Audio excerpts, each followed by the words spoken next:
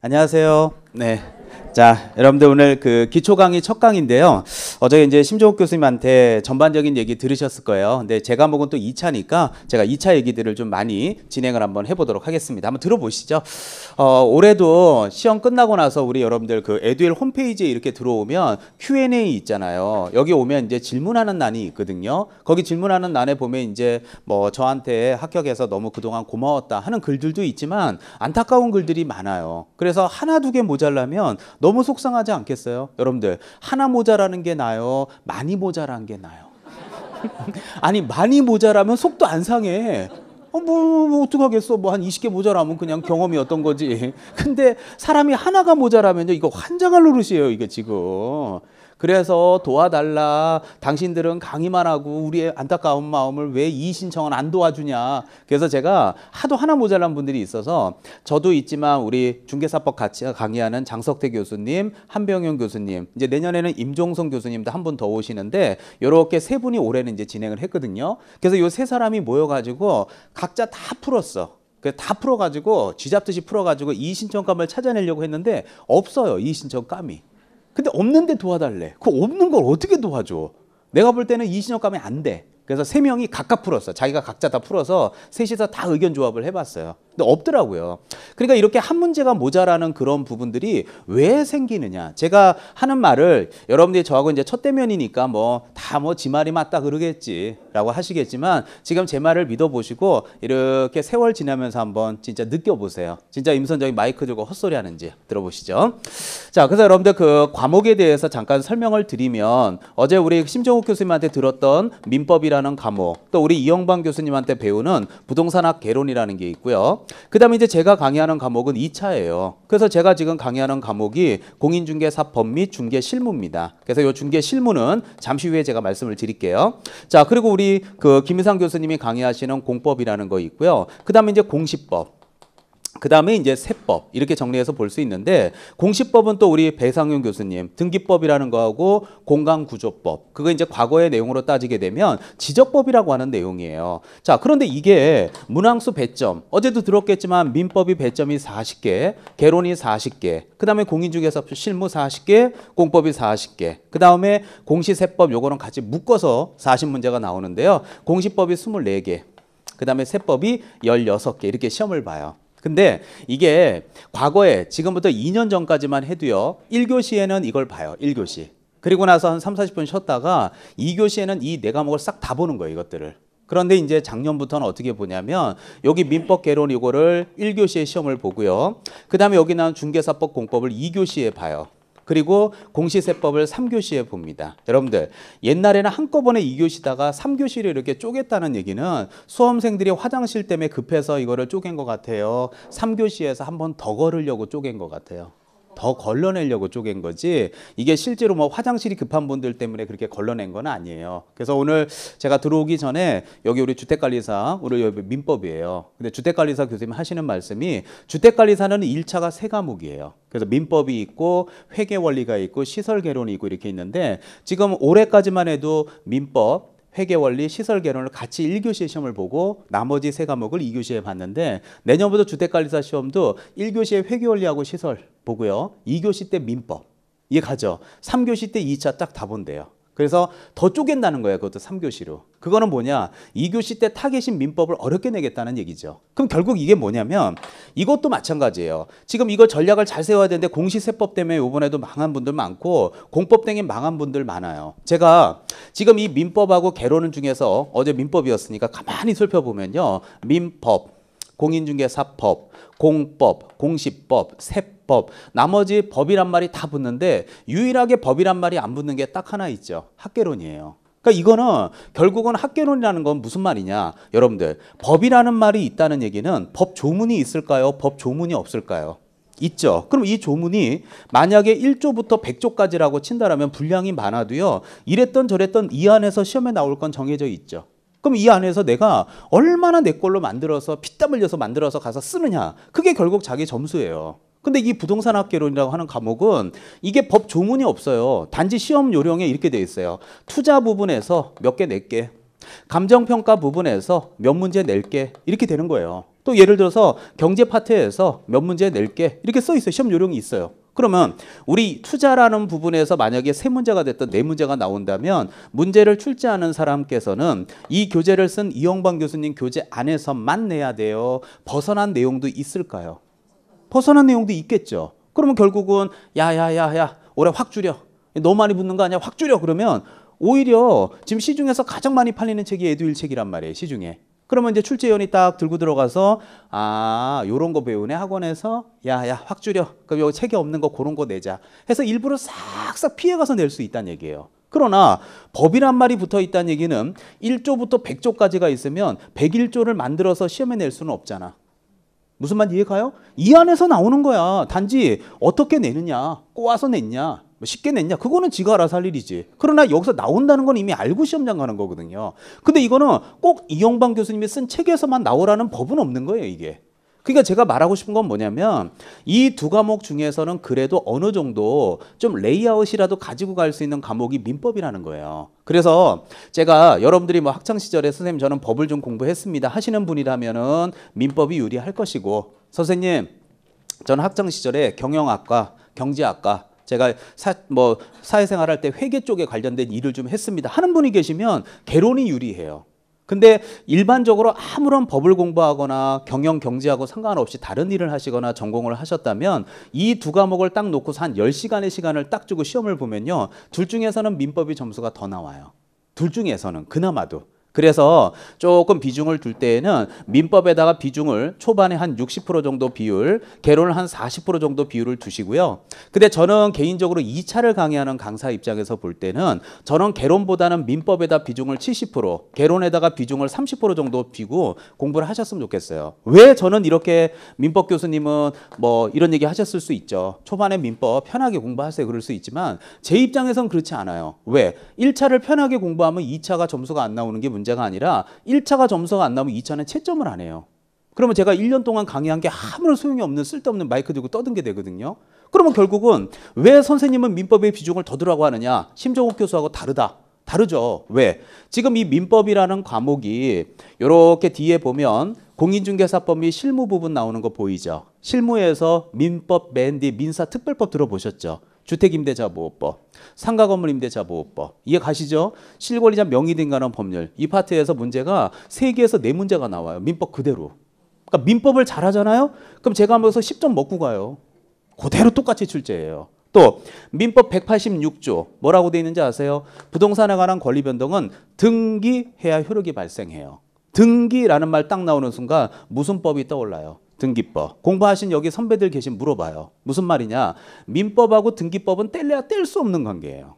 민법을 잘해하고 등기법 내오는 거지 개론을 잘한다고 해서 중개 실무나 등기법에 영향은 전혀 안 미쳐요. 또 민법과 관련된 부분을 잘하면 세법이나 공법에도 영향을 미쳐요. 그러니까 저는 2차 강사인 입장에서 볼 때에는 두 과목 중에서 지금 개론은 제 과목에 지금 최근 10년간 나온 적이 한 번도 없는데 민법은 너무 잘 나와요. 제 과목에. 그러면 1차, 2차를 동차 합격하는 방법은 1차 과목 중에서는 어디다가 비중을 두는 게 훨씬 좋아요. 민법이야. 지금 초반에. 그리고요. 2차도 내가 여기 해줄게요. 자, 이제 제가 강의하는 과목이 이거잖아요. 공인중개사법의 실무인데 자, 제가 강의하는 과목의 분량이 이만큼이라고 합시다. 제 과목은 법만 따지면 조문이 50개 조금 넘어요. 자, 그런데 50개 좀 넘는데 법 부분에 그 실제 시험 문제를 한 30개 가까이 내니까 엄청나게 조금은 분량에서 많은 문제를 출제하고 있는 거고, 공법은 제가 강의하는 공인중개사법 조문 분량의 10배 이상 돼요. 근데 10배 이상 되는 이 막대한 분량에서 40문제를 출제합니다. 그러면 잘 생각을 해보세요. 이제 우리 김희상 교수님 얘기 들으셨죠? 좀 전에. 그래갖고 좀 이만저만 좀 다치셔가지고 아마 조금 그런 어떤 수업의 내용이 조금 차질은 있을 것 같은데요. 제가 하고 싶은 얘기가 이거예요. 무슨 말이냐? 똑같이 이 분량의 차이는 어마어마한 차이가 있는데 분량은 똑같이 나오는 거 맞죠? 2차에서 가장 많은 문제가 출제되는 두 과목이잖아요. 그러면 생각해 보세요. 조그만한 분량이지만 문제를 많이 출제하다 보니까 이 부분은 문제가 치사해요. 낼 게 없으니까. 무지하게 치사해요. 저 욕 많이 먹어요. 근데 제가 치사하게 강의하니까 출제위원들이 치사하게 문제를 내는 게 아니라 기출문제가 치사하게 나오기 때문에 학원에서 치사하게 강의를 하는 거예요. 그러니까 그거에 대한 펀더멘털한 부분은 의심하지 마시고 그냥 그런가 보다 하고 넘어가세요. 제가 치사한 게 아니에요. 문제가 다 그래. 근데 공법은요, 그럼 안 치사해. 근데 공법은 좀 덜 치사한데 분량이 너무너무 많아. 그럼 이거는 결국은 치사한 게 아니라 분량으로 죽이는 거야. 그럼 여러분이 한번 생각해 보세요. 치사하지만 달달달달 외워서 고득점 가실래요? 뭐가 나올지 몰라서 막연하게 그냥 헤매고 다니다가 어떻게 그냥 시험장에서 떨어지고 오실래요? 아니, 선택을 해. 내가 이제 하고 이제 들어갈 거야. 왜 치사한지 바로 얘기해 줄게요. 예? 자, 그러니까 한번 생각해 봐. 치사하면 뭐 어때? 아니, 시험만 붙으면 되는 거 아니에요? 그러니까 치사해도 그냥 치사한 대로 공부해. 예를 들어서 서명 또는 날인이야? 서명 민날인이야? 뭐 이런 거 물어봐요. 치사하지. 근데 뭐 어때? 나올 거 뻔히 보이면 치사해도 열심히 외워서 졸업하면 되는 거지. 어차피 이게 자격증을 따기 위한 공부잖아요. 그래서 제 과목은 치사반 쓰고 이 과목은 분량이 너무 많아서 애우다 죽어버려요. 그러니까 이거를 이렇게 생각하면 돼. 봐봐요. 그래서 제 과목은 한 70점 정도 이상을 맞고 공법은 50점 정도를 맞추라고 제가 이렇게 얘기를 해도요. 그냥 사람들이 이렇게 보면 내가 올해도 한두 개 떨어진 사람들 보면 공법을 고득점 맞으려고 맨날 공법 공부만 해. 여기도 있을 수 있어. 그리고 중개사법 열심히 안 해. 그러니까 결국 나중에 중개사법 끝나고 나서 보면 중개사법 그나마 70 넘었는데 공법 원하는 점수 안 나와가고 또 떨어지는 거야. 기다리세요. 그래서 결국은 이 두 개의 비중을 이렇게 놓고 보면 1차에서 합격하는 방법은 민법으로 개론 커버하는 게 제일 좋아요. 올해 29회 시험 문제는 어떻게 나왔냐면 민법하고 개론 중에서 민법이 어려웠어요. 올해 29회 시험은. 여러분은 몇 회예요? 30회죠. 그럼 30회면은 민법이 또 어려울 것 같아요. 이번에는 개론이 어려울 것 같아요. 올해는 개론이 어려워. 제가 여러분 저를 어떻게 보시는지 모르겠지만 제가 강의를 공인중개사 10회 때 99년부터 강의를 했거든요. 여러분들 벌써 30회 때 봬요. 그러니까 회차로 보면 벌써 20년째 강의하고 있어요. 그동안 수많은 학원에서 수많이 지금 20년째 한 해도 쉬지 않고 강의를 해왔거든요. 근데 제 경험상으로 보면 올해 민법이 어려웠죠. 그럼 내년에는 개론이 어려워. 돌아가면서 내. 근데 여러분은 딱 좋은 거야. 그럼 내년에는 민법이 좀 수월할 수 있죠. 그럼 민법이 수월하다는 얘기는 민법이 점수 먹기가 훨씬 더 좋거든. 개론보다는. 그러면 이걸로 이거 커버할 수 있고 점수가 잘 나오면 나머지 과목들도 공부하는 데 도움이 많이 되는 여러분한테는 좋은 회차라고 저는 생각해요. 올해 민법이 어려워서 오히려 개론이 쉬웠어요. 올해 지금 29회 시험. 최근에 봤던 시험에는. 그리고 선배들 고생 지금 진탕하고 있어요. 자, 근데 그럼 이게 이렇게 70점 넘으면 이걸 가지고 공법 좀 보태주면 돼요. 그리고 지금 여기 나오는 등기법, 지적, 공간구조법, 세법은 법명만 봐도 지금 몇 개예요? 3개죠. 맞잖아요. 그럼 법명만 봐도 3개란 말이에요. 그럼 결국 이 3개라는 얘기는 이게 12개, 이게 16개가 나오면 절반 정도는 먹으라고 주는 것들도 있겠죠. 아무리 시험이 어려워도 다 틀리라고 내지는 않거든. 또 여기도 16개면 한 절반 가까이는 먹으라고 줘요. 대신 고득점을 안 주려고 하지. 그러면 먹으라고 주는 거, 먹으라는 거 주고 먹은 다음에 찍다 보면 몇 개는 더 맞겠죠. 찍다 보면 3번 짰고도 몇 개 맞잖아요. 예, 그러다 보면 요 두 개는 합해서 60점을 가는 게 가장 이상적인 점수예요. 그래서 2차의 가장 전략적인 점수는 공인중개사법을 70점을 넘기고 공법을 50, 나머지는 60 하게 되면 평균 딱 60점이 나와요. 자, 그러면 최근에 그 Q&A에 뜬 한번 안타까운 사연 한번 들어보실래요? 자, 29회 선배가 글을 남겼어요. 자, 선배들이 했던 실사례를 듣고 후배인 여러분이 답습하지 마십시오. 진짜 안타까움의 표현이에요. 자, 지금 1차는 뭐 모르겠어요. 1차는 뭐 얘기 안 하고 저한테 2차만 얘기했으니까. 그분은 이번에 2차만 하는 사람이에요. 자, 중개사법 72.5. 자, 공법 50. 공시세법 55. 자, 이게 그 사람의 실제 점수예요. 자, 유일하게 7자 들어간 건 이 과목밖에 없어요. 자, 그럼 물어봅시다. 자, 평균 60이 합격인 거 맞죠? 그럼 50이면 몇 점 마이너스예요? 10점이 부족하잖아요, 평균에서는. 또 여기 55점 나왔습니다. 그럼 공시세법은 몇 점이 부족해요? 5점이 부족한 거 맞잖아요. 그러면 중개사법은 평균 60인데 자, 몇 점이 남아요? 12.5가 남아요. 실제 얘기예요. 제가 적어낸 거 아니에요. 게시판 와서 읽어보세요. 자, 그러면 부족한 건 몇 점? 예? 아니, 그러니까 요게 몇 점이냐고요? 15점. 예. 그 다음에 남는 점수는 12.5. 그러면 결론적으로 말하면 얼마가 부족해요? 2.5. 2.5면 몇 문제 차이인 줄 아세요? 한 문제예요. 잠을 못 자겠지. 이렇게 되는 거야. 그러면 이 전체적인 내용을 보면요. 뭐가 가장 이분의 페인인 것 같아요? 제가 이렇게 놓고 보면은요, 이분이 점수 나온 걸 이렇게 올해 시험 문제의 난이도나 이런 것들을 보면 이분이 가장 제가 볼 때, 이분이 근데 저한테 글 남긴 게 뭔 줄 알아요? 저한테 남긴 이유는 제 과목이 점수가 좀 덜 나왔다 이렇게 얘기하고 싶은 거야. 나한테 글 남긴 게. 근데 이분이 유일하게 7자 찍은 건 이 과목밖에 없어.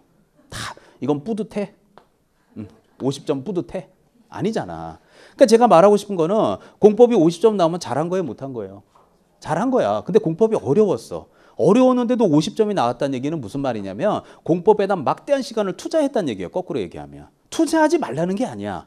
근데 이 정도 2차만 오래 하는 정도면 1차는 작년에 붙었고 2차 중개사법이 최소 제가 볼 때 80점은 넘어가야 되는 실력자들이어야 돼요. 근데 공법에다 너무 많이 매진해 놓고 나서 결국 점수가 안 나오니까 매진하지 않았던 중개사법에 조금 덜 나온 것 같아 이러고 이제 떠넘기고 있는 거야. 제가 느낄 때에는. 그러면 떠넘기는 건 좋은데 그럼 뭐 얘는 또 뿌듯해? 60점 되는 게 하나도 없는데? 결국은 문제가 되는 거죠. 그래서 매일 공법만 공부하다 보니까 세법 같은 경우 16개 나오는데 완전 개무시하는 거지 뭐. 자, 그러다 보니까 결국은 전체적인 바란스가 맞지 않았던 거예요. 그래서 이렇게 실수하는 선배들이 이렇게 하나 차이나 2개 차이로 떨어지는 선배들이 전국에 수두룩해요. 난 여러분들이 처음에 발 디딜 때 잘 좀 디뎠으면 좋겠어요. 그러니까 처음부터 발 디딜 때 자, 전략 점수 70점 이상. 이해 가죠? 이거 50. 이건 몇 점? 60. 전략 세우고 아, 선생님 저 공법 때문에 미치겠어요 아주. 그러면 요거를 한 45점 세우면 여긴 중개사법은 80점 이상을 갈 수 있도록 노력을 하셔야 돼요. 근데 아시겠지만 80점이 넘어간다는 얘기는 이 2차 과목 중에서 가장 목숨 걸어야 되는 과목이 뭐예요? 중개사법이어야 돼. 근데 45점을 위해서 여기다 목숨 걸고 안 하고서 75점밖에 안 나오는데 72점은 나오는데 목숨 걸었다. 그건 거짓말인 거고. 그래서 이 전략을 잘 세워서 하셔야 되고요.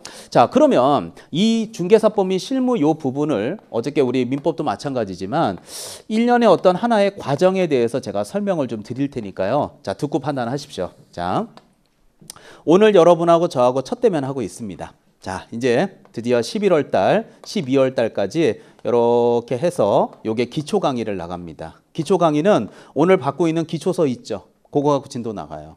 자, 그 다음에 1월 달하고 2월 달이 있죠. 자, 그래서 요 2월 달까지 이렇게 해서 기본 강의 나가고요. 자, 지금 작업하고 있어요. 기본서 12월 말에 이제 기본서 받으실 거예요.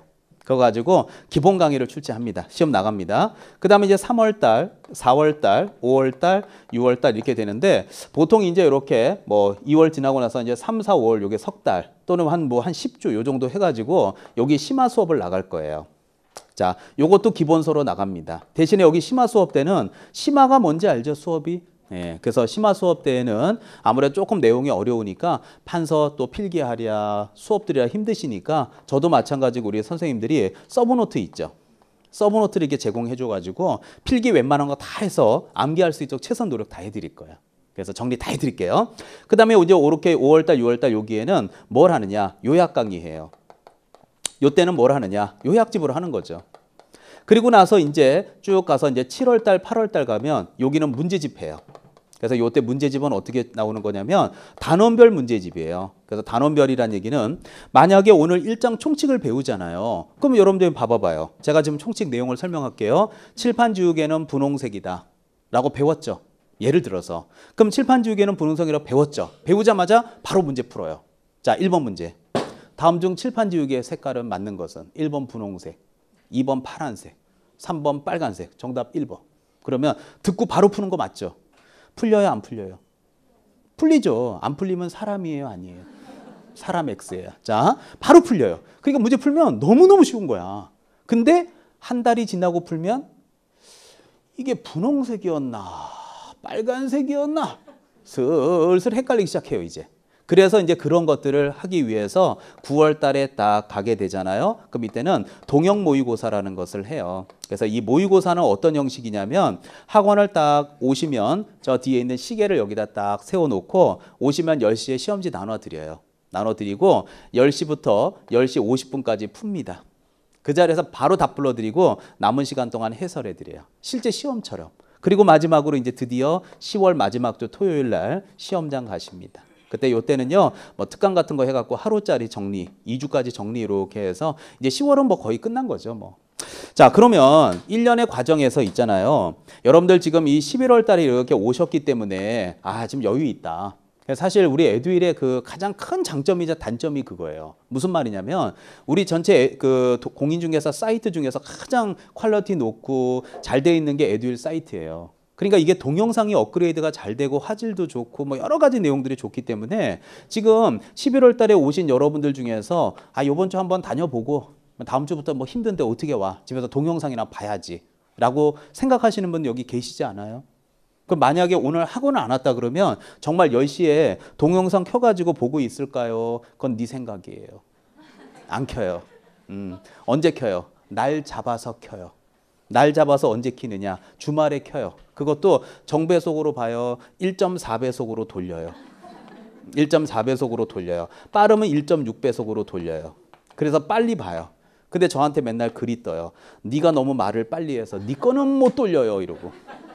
네 거는 자체 1.4배속이야. 근데 제가 강의하는 걸 1.4배속으로 돌리면 어떻게 되는 줄 알아요? 한번 들어보실래요? 자, 1.4배속 이렇게 돼. 제 강의를 자 들어보세요. 자, 오늘은 1장 총칙에 대해서 배우는 총칙은 재정 목적과 용어의 정의와 중개대상물이 있는데 재정 목적은 이만저만하고 용어의 정의는 1번이 중개고 2번이 중개업이고 3번이 중개대상물. 중개라는 건 그 밖의 권리에 득실 변경을 알선하는 거고 중개는 다른 사람의 의뢰 일정한 보수 중개를 업으로 하는 것을 말하면 이게 1.6배속이야. 4배속. 이거 듣고 있어. 그래갖고 이거를 24강을 토요일하고 일요일날 졸면서 다 들어. 라라라라라라라라라라라라라 다 들어. 다 듣는다니까 진짜. 그리고요 다음날 문제를 풀어봐. 문제를 풀어봐. 풀려요. 좋은 경험이야. 안 풀리지. 그러고서 인터넷에 글을 띄워요. 선생님 저는 선생님 강의를 다 봤는데 왜 점수가 안 나와요? 이게 에듀윌의 단점이야. 그러니까 뭔가 뿌듯한 게 있잖아. 못 오면 어때? 동영상 보면 되지. 요번 주 못 보면 어때? 다음 주에 보면 되지. 뭐 어때? 토요일 날 딱 하루만 날 잡으면 다 볼 수 있는데. 그렇게 따지면은요, 강의 다 보면은 점수가 바로 나온다 그러면요, 학교 다닐 때 개근상장 타면 다 서울대 가겠네? 한 번도 선생님 수업을 안 받았으면 다 서울대 가네? 그게 아니라 수업을 듣는다고 해서 점수가 나오는 게 아니라 그 수업을 듣고 그거를 자기 걸로 만드는 시간이 충분히 필요하잖아요. 근데 이게 날 잡아갖고 울랄랄랄랄라 그것도 빠른 배속으로 봐갖고 무슨 점수가 나와. 그러니까 이게 안 되는 거예요. 그러니까 제가 말하고 싶은 거는 11월, 12월에 요때 지금 와서 한두 번 들어보고 그러지 마시고 학원에 오실 분들은 와서 계속 들으시고 동영상을 하시는 분들은 꾸준히 시간을 재서 규칙적으로 봐야 돼요. 근데 이게 실제로 이 동영상을 규칙적으로 본다라는 게 이게 보통 의지하고는 힘들어요. 실제로. 자, 그래서 여기 11월, 12월이 주어지는데 요거 잠깐 플러스 알파로 넣어놓고 한번 얘기해 봅시다. 자, 여기 1월부터 해서 6월까지 여기 몇 개월이에요? 6개월이죠. 자, 그럼 여기 6개월이라는 시간이 있어요. 이 6개월 동안 이론 수업이 진행이 됩니다. 그 다음에 7월, 8월 이제 문제집 시작하는 거 맞잖아요. 자, 그럼 물어볼게요. 자, 왼쪽에 뭐 지저분하게 썼지만 과목이 토탈 몇 과목이에요? 그냥 뭐 큰 레이아웃으로만 봐도 6과목인 거 맞죠? 그런데 요거 잠깐 빼고요. 1월부터 시작해서 6월까지 몇 개월이에요? 6개월이죠. 그러면 논리적으로 생각해봐. 6개월이라는 시간 동안 6과목을 끝내야 돼. 근데 지금 민법 기본서 준비 중인데요. 민법 기본서 책을 딱 받으면 볼륨이 600에서 700페이지 정도 돼요. 딱 요만해요, 두께가. 개론도 이만해요. 그러면 6개월 동안 한 달에 한 과목씩을 끝내는데 한 과목의 볼륨이 600에서 700페이지야. 그러면 한 달에 한 과목 끝낼 수 있어요? 책도 못 읽어요. 책도 못 읽어요. 그런데 지금 여러분은 여유가 있어. 대충 왔다 갔다 하면서 어떻게 해보려고. 그러다가 이제 3, 4월 달 되면 불똥 뻥 튀겨가지고 아닌가벼 하면 선생님 제가 2차는 내년에 할게요. 그럼 그동안 뭐 하고 다닌 거야? 그때 가서는 늦은 거야. 그래서 제가 하고 싶은 얘기는 11월 달에 지금 이렇게 덤으로 주어지는 이 아까운 시간을 활용하시란 말이에요. 여러분이 생각할 때는 봐봐요. 11월이면 지금 내년 10월이면 시간 많이 남은 것 같죠? 전혀 많이 남지 않았어요. 전체적인 그 캐리컬럼을 놓고 보면 진짜 타이트해요. 저는 마음이 급하거든. 여러분이 그렇게 생각할까 봐. 그래서 제가 제안할 테니까요. 그냥 저를 믿으시고 제가 이 강의만 20년째잖아요. 저를 믿고 하세요. 무슨 말이냐면 11월, 12월 달 이 두 달 정말 부담 없이 아직까지 시험에 대한 프레셔가 없이 부담 없이 공부할 때 1차 공부만 열심히 좀 하세요. 2차는요. 절 포함해서 공법, 공시, 세법 다 있잖아요. 그냥 수업만 듣고 복습하지 마세요. 그냥. 수업만 듣고 그냥 그런 가벽으로 넘기라고요. 그리고 집에 가서 비중을 두는데 민법 개론 2과목만 하세요. 근데 선생님 전 2개 할 시간도 없어요. 지금 수업 끝나면 바빠요. 그러면 민법 한 과목이라도 하세요. 그래서 지금 우리 심정욱 교수야 그렇게 얘기할 수 있지만 제가 그래도 2차를 강의하는 제 입장에서 볼 때는요. 민법 기초서만 갖고 보기에는 너무 분량이 없잖아요. 그러면 작년에 기본 강의라든 이런 것들도 있죠. 기초 강의. 그런 것들도 그 캐리컬럼에 맞게 한 번씩 이렇게 참고도 좀 해보시고 본인이 또 노력도 해보시고 이런 과정들이 가장 부담 없이 공부할 수 있는 시점이 저는 여기 기초 강의라고 생각을 해요. 무슨 말 이해 가시죠? 그러니까 하나만 물어보고 마무리합시다. 자, 어떻게 전체적인 1년 캐리컬럼 보니까 시간이 많이 좀 여유 있는 것 같아요. 타이트해요. 굉장히 타이트해요. 6과목 기본서 받아보면 그 책 두께와 6개월을 생각해보면 아닌가벼 라는 생각이 확 들게 돼요. 그때 가서 근데 제가 우리 공개 설명회 때도 많이 얘기하는 건데 제발 부탁이니까 여러분은 지금 이 11월에 2점을 갖고 있는 사람들인데 선배들 중에서 제일 불쌍한 사람들이 언제인 줄 알아요? 3월 달에 오는 사람들이야. 3월 달에. 3월 달에 오게 되면 왜 불쌍하냐? 특히 더 불쌍한 사람은 5월 달에 오는 사람이야. 5월 달 오는 사람을 기준으로 얘기해 줄까요? 5월 달 오면 2달 안에 어떻게 해야 돼요? 2달 안에. 6과목을. 끝내야 되는 거 맞죠? 그럼 6과목을 2달 안에 끝내요. 맛만 봐요. 맛만 보지. 그러면 문제집반으로 바로 와. 그럼 문제 풀려요. 답안지 깔고 동그라미 쳐요. 답안지 깔고 동그라미 치는 거예요. 그리고 나서 그게 끝나고 나면 모의고사를 봐요. 시계 딱 놓고. 그 모의고사 보면 점수가 나와요. 매주 쇼크의 연속이에요. 내가 이거밖에 안 돼? 학교는 32.5. 민법 37.5. 두 개 합해서 100도 안 돼. 자, 쇼크의 연속이에요. 그럼 10월달 시험장은 합격해요. 좋은 경험이었어요. 좋은 경험이었어요. 그러나 기본서도 읽어봤고 문제집도 풀어봤고 특강도 들어봤고 모의고사도 다 해봤어. 그러면 자, 좋은 경험 했죠. 그러면 어떻게 다음 연도에는 겸허하게 자, 지금 기초 강의부터 와서 들어요. 내가 기초를 들을 짬밥은 아니에요. 아니 물어보는 거야. 내가 지금 기초 듣게 생겨서 지금 특강까지 다 들은 사람인데 라고 생각하고 기초부터 와요. 또 심화부터 시작해요. 심화부터 시작해요. 그럼 심화부터 들어. 그래 심화부터 듣자. 그래서 정신 차렸네. 2달 일찍 왔고. 예. 그러면 자 작년 교재로 봐도 돼요. 교재를 또 사야 돼요.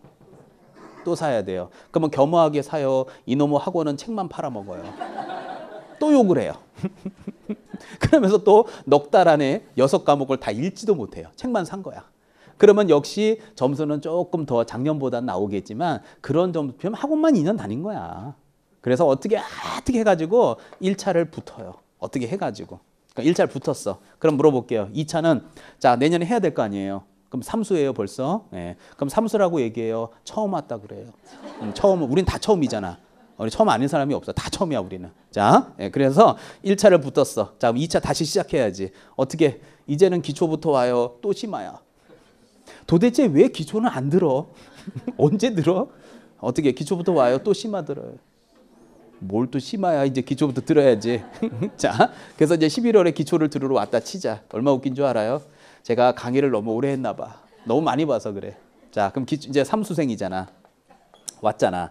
근데 오늘 학원을 처음 온 사람들이 있죠. 그럼 이 사람들이 민법이나 개론 듣고 어려워. 나 못 알아먹겠어. 그럼 이제 이 사람이 그 얘기를 딱 듣는 순간 자기 옛날 생각 나지 않겠어요? 그죠? 예. 그럼 어떻게 그러려니 하고 넘어가요. 뒤에 불러서 과외를 해요. 일로 와봐. 내가 가르쳐 주겠다고. 웃긴 일이 벌어져. 아 그리고 왜 지는 못 붙어? 그리고 온갖 상담을 다 해줘. 이 사람들은 임선정이 말한 걸 안 믿고 이 사람이 말한 걸 믿어. 희한한 일이 벌어져. 뒤에 모여가지고. 이 사람, 그리고 이제 이 사람이 이제 이 사람들에 많은 도움을 줬잖아. 예, 그래서 이제 시험을 2차 붙고 나면 이분이 이제 여기 회장님이 될 거예요. 요 회차에. 예, 요 사람은 이제 총무나 부회장이 돼요. 따로는 추종 세력들이니까. 예. 그래가지고 요 사람은 이제 쭉 해서 여유 있게 2차를 붙어서 졸업을 해요. 이게 삼수 코스예요. 딱 학원 3년 다니면 돼. 여기다가 또 겸허하지 못하고 기초부터 울랄랄라 와서 또 요약 때 해보려고 오잖아요. 그러면 대학교 졸업해요. 4년제. 대학원 다니는 사람들도 있어요. 제가 가장 많이 본 사람은 10수까지 봤어요. 10수. 근데 한 번도 이 삼수한 사람은 처음에 기초를 배운 적이 없는 거야. 근데 우리가 법대를 나오지 않고 경영학과를 전공하지 않은 상태에서 기초도 없이 수업을 듣는다는 게 말이 안 되잖아요. 근데 여러분은 지금 11월에 와서 기초를 듣는다는 게 진짜 중요하다는 얘기예요. 그래서 기초 없이 들으니까 맨날 요약집 들고 애우는 거야. 애워도 본인이 왜 애우는지를 몰라. 그냥 애우라니까 달달달달 어떻게 해서 6점 겨우 넘기는 거야 그거. 그런 선배들이 했던 시행착오는 절대 반복하지 마세요. 자, 그리고 여기 이제 제가 뭐 여기 중개사법 및 실무에서 이 실무 부분은 법 부분하고 이렇게 나와요. 시험 요령에 법 부분에서 70% 내외, 실무에서 30% 내외면 40개 과목에서 70%면 정확하게 24개, 8개 맞죠. 그 다음에 요게 12개가 맞는데 지금 시험에 나오는 거 보면 요 28개보다 조금 더 나와요. 그래서 30개에서 32개 사이 나오고 요거는 한 8개 정도 해서 32개 대 8개 비중으로 많이 나옵니다. 그래서 요 실무 부분은 여기 나와 있는 민법이나 또 공법이나 공시법, 세법들이 다 나오는 파트이기 때문에 초반에는 신경 쓰지 마시고 일단 초반에는 제가 뭐 고득점 가시려면 법 부분에다가 그냥 신경 쓰고 다니세요. 그러다가 나중에 각 과목들이 점수가 올라가면 실무는 자동적으로 점수가 나오니까 초반에는 실무에는 신경 안 쓰셨으면 좋겠어요. 아시겠죠? 자, 다시 한번 정리 딱 하고 넘어갈게요. 확실하게 정리해 줄게요. 1차에서 2차까지, 2차를 강의하는 강사 입장으로 볼 때 1차에서 매진해야 되는 과목은 뭐라고요? 민법이에요. 올해 민법이 어려웠지만 여러분한테는 쉬울 수 있으니까 민법에 매진하세요. 자, 2차에서 제 과목만 하라고 말하면 제일 웃기잖아. 하지만 이 과목 중에서 점수가 가장 많이 나와야 되는 과목은 뭐예요? 중개사법이에요. 제 과목이라서 얘기하는 게 아니라 선배들한테 물어보세요. 여기 합격 수기들 있죠? 그 게시판 들어가면 과목별로 몇 점 맞는지 다 떠 있어요, 지금. 홈페이지 들어가 봐봐요. 보면 몇 점 마저 보면 중개사법이 가장 점수가 높아. 그거는 공법 커버할 수 있는 저렴의 기회니까 공법 열심히 하세요. 하시는데 하여튼 제 과목은 무조건 고득점 과목이다. 잊지 마시고 수업은 빠지면 안 돼요. 집에 가서는 1차 위주로 하시고. 자, 그러면 너무 많은 얘기 한 것 같아요. 자, 그럼 이제 저하고 직접 이제 기초 강의 자, 1장 한번 시작해 보도록 하겠습니다. 자, 여러분들 갖고 계시는 기초서 보이죠? 자, 기초서 23페이지 한번 펴보세요. 자, 기초서 23페이지. 자, 기초서 23페이지를 쫙 한번 펴보시면 자, 거기 보면 1장에 총칙이라고 써 있는 거 보여요? 네. 자, 이제 그거부터 시작을 한번 해볼게요.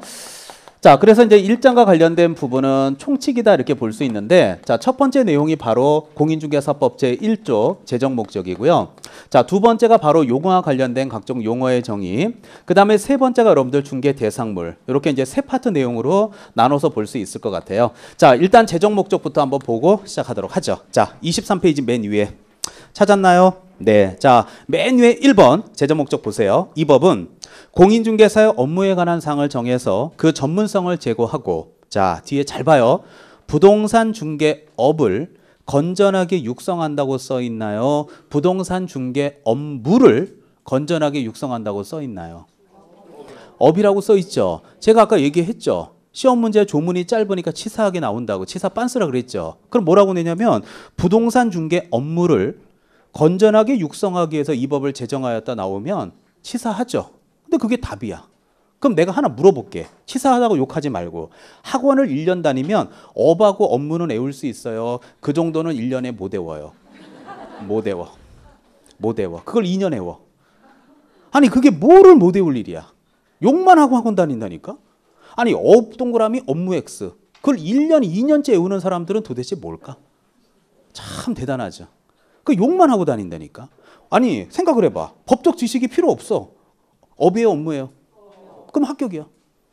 근데 그게 뭐가 어려워서 합격을 못하냔 말이야. 욕할 필요가 오히려 고맙잖아. 이까짓 거 뭐 두 줄 돼 있는 거 이거 못해 이거를 내년 10월까지? 말도 안 되는 소리야. 자, 바로 옆에 보면 건전하게 육성했죠. 그 맨 마지막에 보면 국민경제 이바지예요. 국민의 재산권 보호예요. 그래요. 그런 걸 국민의 재산권 보호라고 낸단 말이에요. 그러면 국민의 재산권 딱 보자마자 좋은 얘기구나. 그럼 불합격이에요. 국민의 재산권 보호가 어디서 국민경제 이바지지? 그러면 합격이에요. 근데 엄밀히 말하면 10개월 동안, 12개월 동안 두 줄 못 외운다는 건 말이 안 돼요. 그래서 이런 식으로 나오니까 나중에라도 혹시 기출문제 풀거나 모의고사 나오면 욕하면 안 돼요. 벌써 욕했네? 자, 고맙잖아. 얼마나 쉬워 이런 거. 자, 그 다음에 이제 밑에 용어의 정의부터 한번 가보도록 합시다.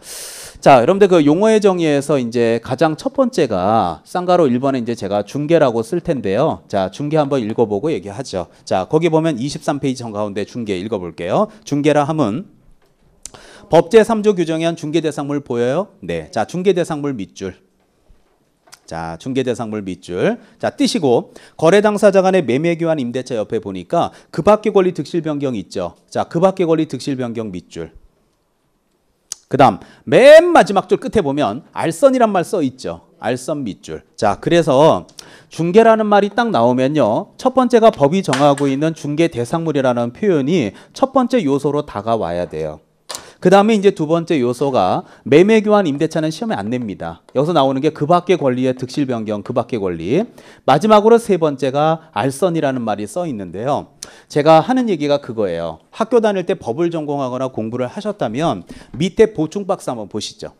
자, 보충 박스 보면 저당권과 유치권이 중개 대상에 해당하는지 여부라고 써 있는 거 맞죠? 그런데 여러분들 저당권이다 유치권이라는 표현이 어디 나오느냐? 전부 다 민법 시간에 배우는 표현이에요. 제가 좀 전에 뭐라 그랬어요? 2차 강사인 제 입장에서 볼 때는 저당권하고 유치권은 개론책에 안 나와요. 이해 가요? 나와도 저당권은 표현이 나오는 거지 저당권을 배우는 게 아니라고요. 이영방 교수님한테는. 이 저당권에 대한 거 유치권에 대한 얘기를 강의하는 건 심종옥 교수님이란 말이에요. 그러니까 1차에서 저당권하고 유치권에 대한 공부가 완전히 되어갖고 2차를 보러 오면 이 2차 책이 너무너무 수월한 거야, 책이. 그래서 내가 1차 공부를 하라 그러는 거예요, 지금. 자, 제가 여러분들 그 밑에 보면 보충 박스에 1번 저당권이 중개 대상에 해당하는지 여부라고 써 있죠. 제가 읽어 드릴 테니까 여러분들 제가 그 네 줄을 읽는 걸 잘 듣고요. 야, 나 이거 무슨 말인지 금방 알겠어. 그럼 내일부터 학원 안 와도 돼. 혼자 해. 근데 딱 읽고 뭔 소리야요. 수업 빠지지 마. 자, 제가 읽어볼게요. 한번 봐봐봐. 자, 보세요. 저당권이 중개 대상에 해당하는지 여부 읽겠습니다. 금전 소비대차 계약은 중개 대상이 아니다. 따라서 이를 알선함을 업으로 하는 것은 중개업이 아니다. 하지만 부동산에 대한 저당권 설정을 알선함을 업으로 하는 것은 그것이 설령 금전 소비대차 계약의 부수에서 이루어졌다 하더라도 저당권 설정 계약 자체를 알선하는 것이 뭐므로 중개업에 해당한다. 읽었죠? 자, 오늘 학원 안 왔어. 지금 혼자서 책 피고 앉아 있어. 지금 커피 먹고. 이해가 가요? 안 가? 근데 친구 카톡 왔네. 커피 한 잔 먹게 나오라고. 어떻게? 그래도 안 나가요? 일단 나갔다 와. 네, 나갔다 오늘 공부 끝난 거 아니야. 그러니까 이게 결국 공부가 여기서 끝나는 거예요. 그래서 결국 이 말을 모르는데 자, 하지만 이제 수업을 들으면요. 되게 수월하다는 거 느낄 수 있습니다. 자, 저를 잠깐 보시죠. 자, 그래서 제가 필요한 거고 그래서 이제 수업이 필요한 거예요. 자, 예를 들어 볼게요. 금액은 작게 할게요. A가 이렇게 주택을 갖고 있는데 주택이 한 3억짜리라고 칠게요. 근데 이 주택을 이렇게 C라고 하는 개업공인중개사. 제가요, 개업공인중개사라는 표현이 너무 길어서 수업 시간에 개공이 이렇게 표현할게요. 이 개업공인중개사라는 말의 뜻은 뭐냐면 사무실에 들어가면 대표라는 사장님이 있는 거 맞죠? 여러분들 학원 오시기 전에 문 열고 딱 들어갔는데 여기 사무실 안에 사장님이 있어. 중개업을 하는 사장님. 보통 우리 뭐라고 불러요? 아니, 사장님 맞는데 보통 뭐라고 부르냐고요. 중개업자 또는 뭐 공인중개사 이런 식의 표현을 하잖아요. 근데 정확한 법률 용어는 개업공인중개사가 정확한 용어의 정의예요. 과거에는 중개업자라고 불렀는데 여러분들 봐봐요. 중개업자라는 표현이 지금은 개업공인중개사라는 표현으로 바뀐 겁니다. 잠시 후에 제가 설명드릴게요. 미리 말씀을 드릴게요. 근데 왜 바뀌었냐? 여러분들 우리가 자격증을 따서 지금 하는 전문인이 되려고 하는 거예요? 자격증 없이 그냥 아무나 다 하는 거예요? 그럼요. 자격증을 따서 영업하는 전문인인데 야, 니네 남편은 뭐야? 세무사. 니네 남편은 변호사, 변리사, 회계사. 니네 남편은 업자. 우리는 업자가 돼. 업자. 시험 붙으면 업자가 되는 거야. 그럼 어떻게 더 전문성이 느껴져요? 사기꾼 냄새가 나요. 우리는 업자가 되잖아. 업자. 시험 이렇게 어렵게 해서 1년간 열심히 하면 업자가 돼요. 업자. 남들은 변호사, 세무사, 회계사, 변리사 이렇게 부르고 우리는 업자. 좀 웃기지 않아요, 이거? 이게 좀 이상하잖아. 아, 이게 전문성이 없잖아. 그래서 여기 뒤에다 사자를 넣어서 공인중개사라는 말을 쓰는데 사실 여러분들 공인중개사의 정확한 뜻은 자격증만 취득하면 다 공인중개사예요. 나는 이 용어의 정의가 없어졌으면 좋겠어요. 여러분들 이제 11월 달에 합격자 발표가 날 겁니다. 그리고 12월 달에 우리 에듀윌에서 이제 합격자 모임을 할 예정인데 중요한 거는 자격증을 딴 사람을 공인중개사라고 뭐 하나 부르는지 모르겠어요. 근데 부르는 표현이 있기 때문에 공인중개사 중에서 자격증을 따서 집에 가만히 보관하면 그냥 공인중개사가 되는 거고 사무실을 오픈하면 사장님이 되면 무슨 공인중개사? 개업공인중개사. 근데 이 표현 자체도 나는 웃겨. 물어볼게요. 변호사라고 불러요? 개업변호사예요? 아니 난 진짜 물어보고 싶어 진짜. 니네 남편 뭐야? 개업변호사. 니네 남편은 개업세무사. 라고 말하지 않잖아. 근데 우리는 개업공인중개사가 돼야 돼. 공인중개사가 되는 게 아니라. 이것도 나는 웃겨. 근데 이것도 말이 너무 길어. 그래갖고 제가 예를 들어서 길게 해볼게. 어떤 분은 저한테 그래요. 야, 개공이가 뭐야? 무슨 우리가 개야? 개공이야? 뭐 이런 질문이 있는데 그러면 내가 이거를 7개를 풀네임으로 얘기해볼게. A라고 하는 매도인이 개업공인중개사에게 집을 팔아달라고 하자 개업공인중개사가 B에게 매수인에게 집을 보여줬더니 매수인이 개업공인중개사에게 질문을 해가지고 개업공인중개사가 계약서를 수업 안 돼. 짜증나 듣는 사람도. 그래서 그냥 개공이 그렇게 부를게요. 오해하지 마시고 개공이라는 건 사무실에 누구라고요? 사장님, 대표. 자, 그래서 이제 A가 C한테 팔아달라고 얘기했어. 3억에. 근데 여기 B라는 사람이 지금 이 동네에서 전세 2억에 살아요.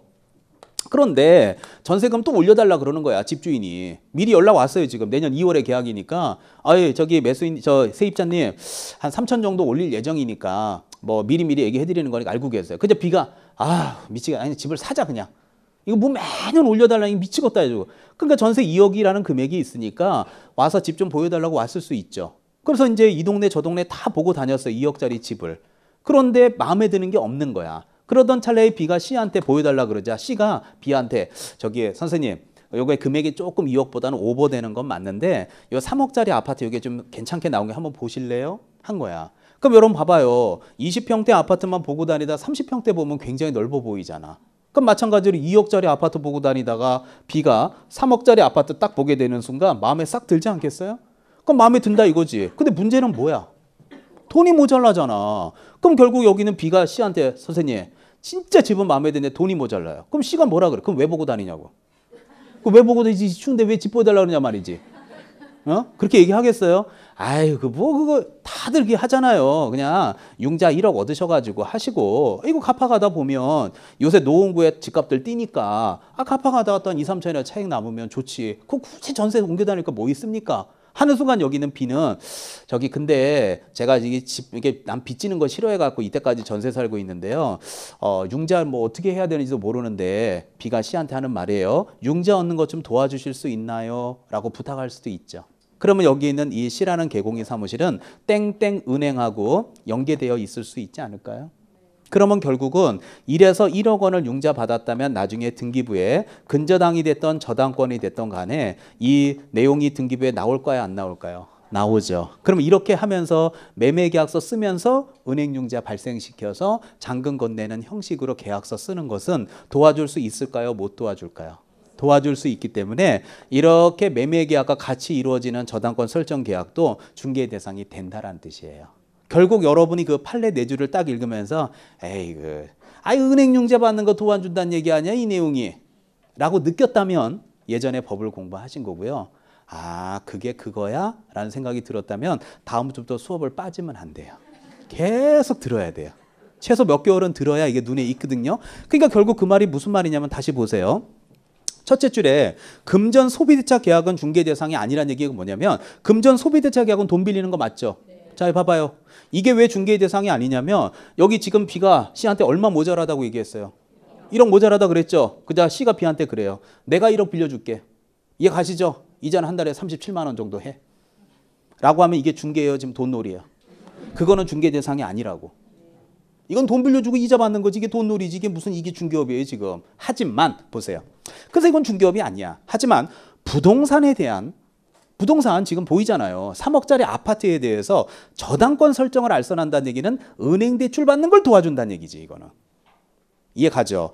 그것은 비록 1억이라는 금액을 빌려서 하는 경우라 하더라도 은행의 대출 계약 자체를 도와주는 거예요. 매매계약 부수에서. 그렇기 때문에 이거는 중개업에 해당한다 안 한다? 한다. 저한테는 그렇게 보여요.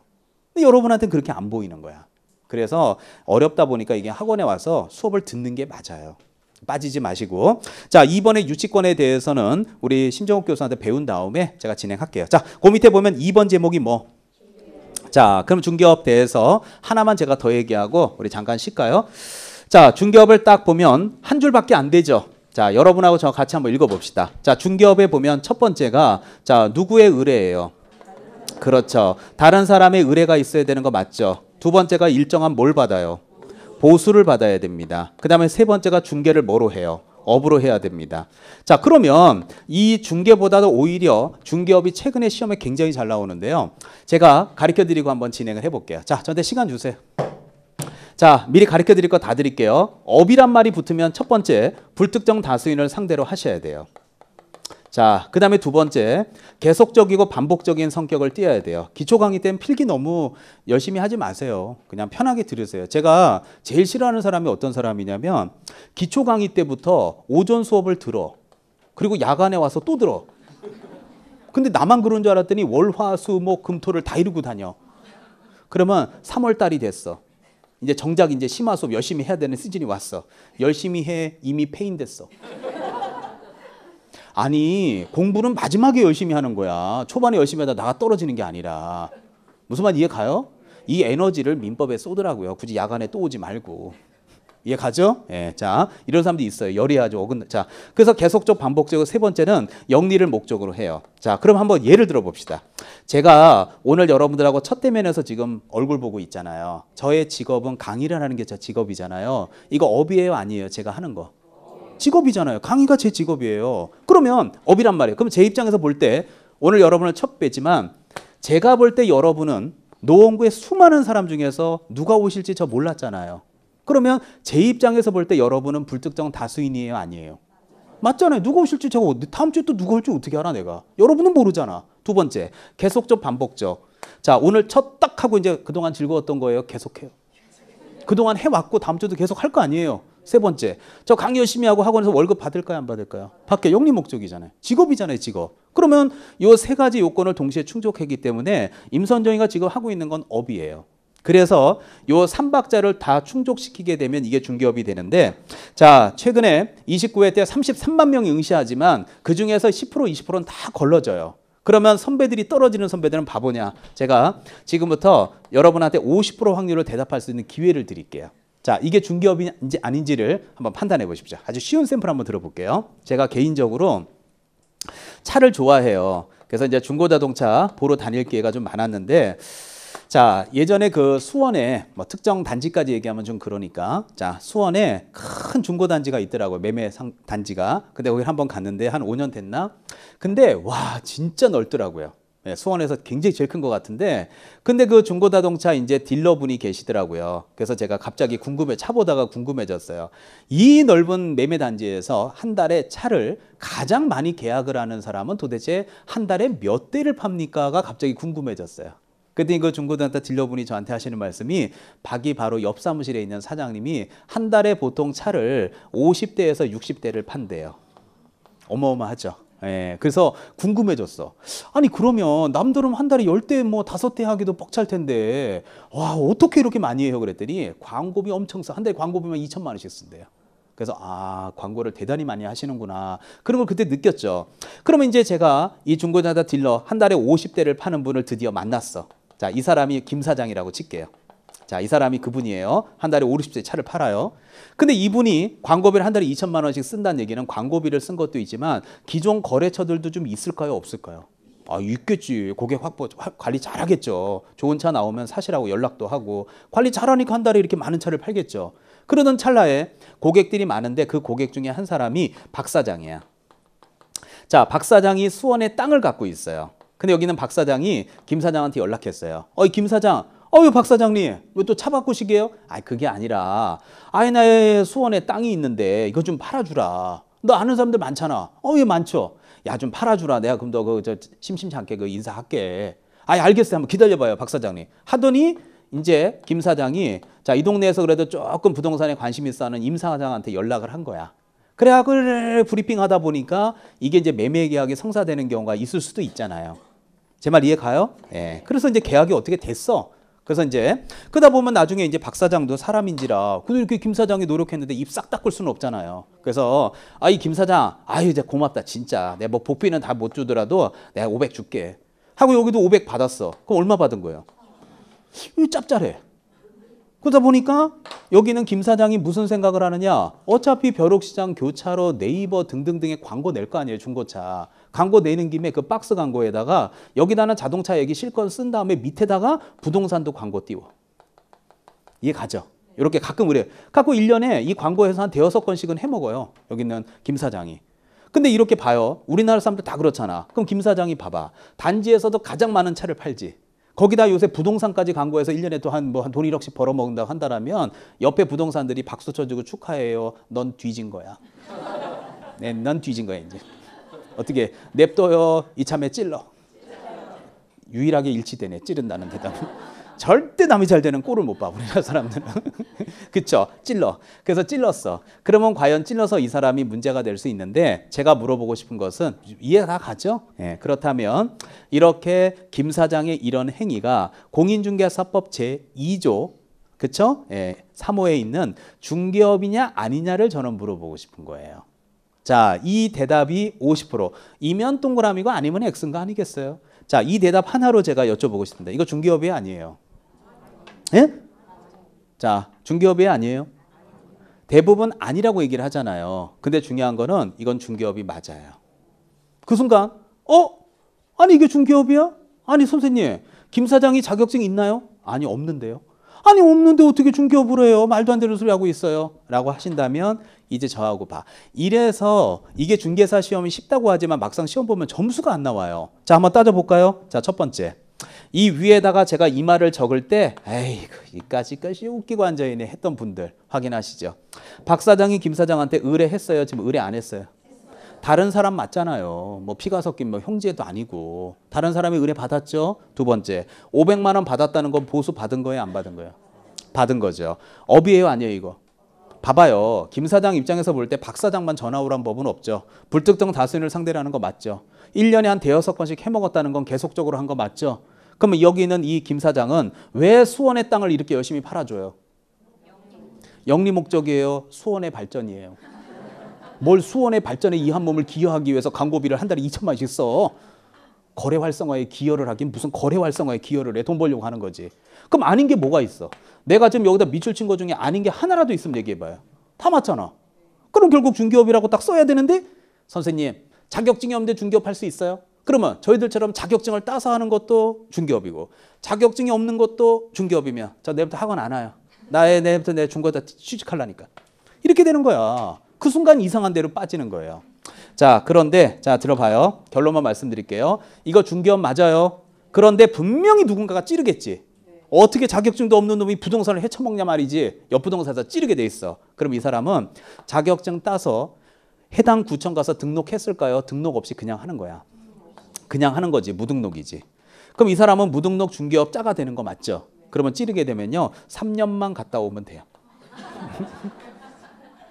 3년 이하의 징역 또는 3천만 원 이하의 벌금이에요. 자, 그 순간 잘 봐요. 그 순간 법적인 논리가 지금 성립이 안 되는 거야. 자, 결론 말할게요. 중개업이에요? 중개업이 아니야. 중개업인데 처벌은 받는 거야. 근데 이렇게 이해가 돼도요. 끝나고 집에 갈 때 되면 야 친구야 왜? 아니 웃기다. 왜 중개업으로 본 다음에 처벌을 하냐? 중개업이 아니라고 그러고 처벌하면 되는 거 아니야? 근데 왜 중개업이라고 그러고 처벌을 해? 나는 이게 이해가 안 가. 하고 좀 이따 옆에 동료하고 얘기할 거야. 근데 동료가 나도 이해 안 가. 떨어져 앉으라고요. 그러니까. 도움도 안 되는 씨 둘이 앉아갖고 씨 마음만 편해갖고. 자 그럼 또 이해시켜. 나 이해시키는 건 잘해. 자 그러면 일단 중개업인데 처벌한다 그랬죠. 자 그럼 예를 들어 볼게요. 자 이제 12월 달에 우리 이제 뭐 막년 애들 많이 하실 거예요. 자 그냥 그렇다 치고 자 그냥 때가 때인 만큼 자 여기가 강남역 사거리야. 자 여러분들 회사에서 회식했어요. 그거 이제 친구하고 뭐 2차 3차 하다 보니까 여기 강남역 사거리라고 칠게요. 자 지금 새벽 3시 반이야. 자 여러분 나왔어. 이제 드디어 술 얼큰하게 취해갖고 집에 가야 될 거 아니에요. 갖고 택시 타고 여기 노원역까지 올라 그랬더니 아니 택시가 있겠어요 없겠어요? 그래갖고 뭐 따블 뭐 합승 뭐 했는데 차가 안 잡히는 거야.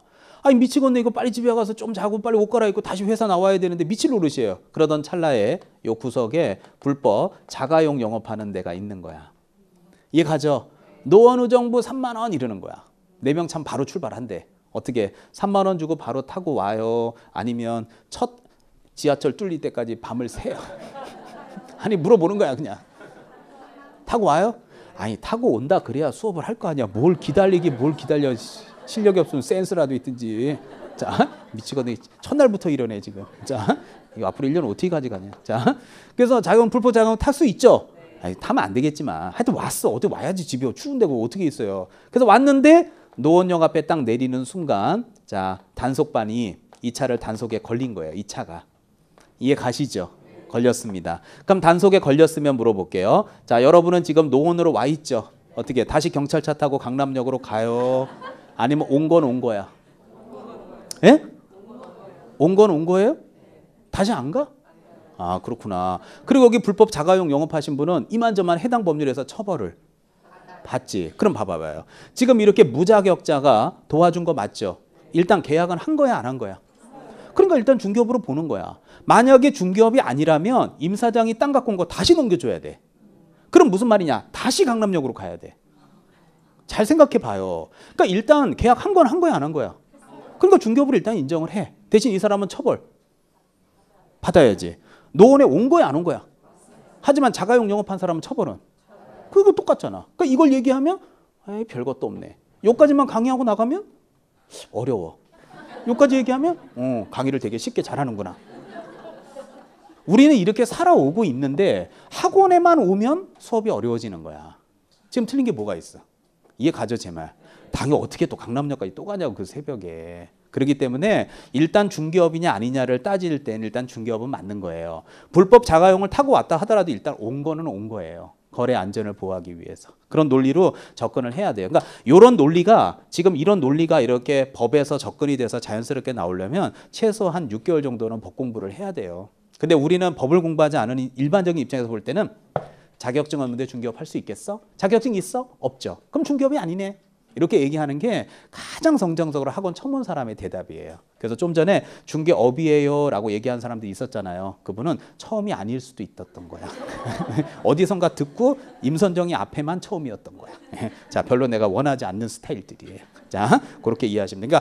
그러니까 중개업이 아니야 라고 얘기한 사람 있잖아요. 그 사람이 처음이야. 그래서 옆에 사람이 처음 왔구나 아니구나를 그거로 판단하시면 돼요. 자, 알겠습니다. 자, 10분 쉬었다 올 테니까요. 자, 요 왼쪽에 요 제목은 지우지 마십시오. 잠깐 쉬겠습니다.